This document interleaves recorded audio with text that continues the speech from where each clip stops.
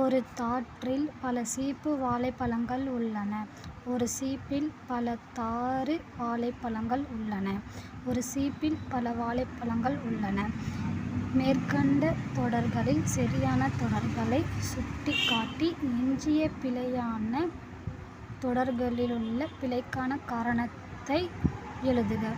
சரியான தொடர்கள்: ஒரு தாற்றில் பல சீப்பு வாழைப்பழங்கள் உள்ளன.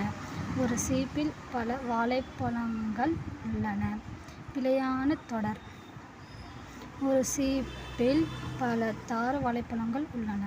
பிழைக்கான காரணம்: சீப்பு என்பது வாழைத்தாற்றின் சீப்பு என்பது வாழைத்தாற்றின் ஒரு பகுதி.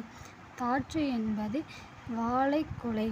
ஒரு தாற்றில்தான் பல சீப்பு வாழைப்பழங்கள் இருக்கும்.